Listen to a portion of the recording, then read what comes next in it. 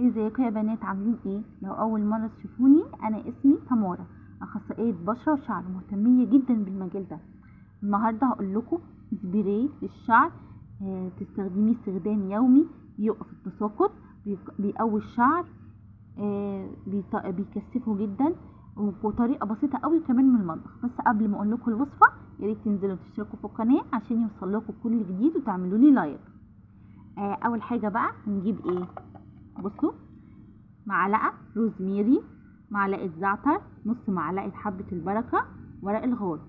هنعمل بقى فيهم ايه دول هنحطوه عليهم كوبايتين مية مغلية، ولازم نغطيهم، نغليهم لمدة 5 دقايق. بس انتي مغطياهم، مش كاشفة الغطا، علشان الزيوت بتاعتهم مش تطير في البخار.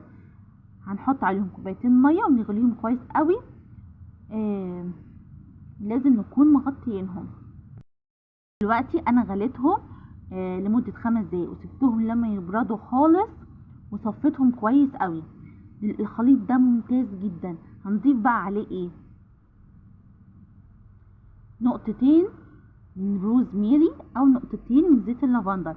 ده بيخلي الاسبراي بيعطر الشعر، بيخلي شعرك يبقى انت كده هتوقفي التساقط، هتقوي البصيلات، هتكثفيه، هيطول، هتخلي ريحة شعرك حلوة جدا.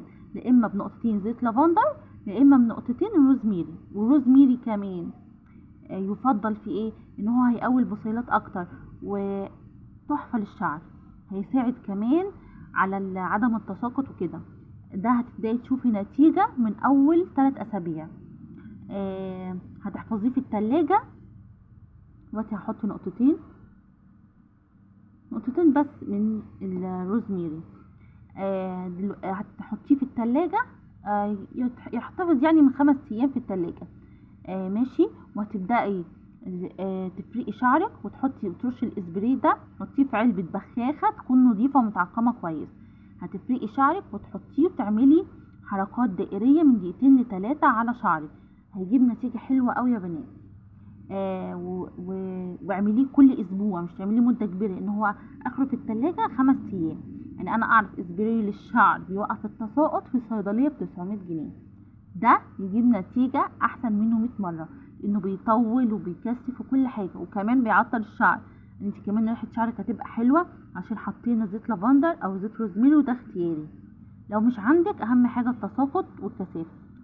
يلا بقى، لو عجبكم الفيديو بتاعي مش تنسوا انزلوا اشتركوا في القناة وتدوسوا لايك عشان يوصل لكم كل جديد. مع السلامة.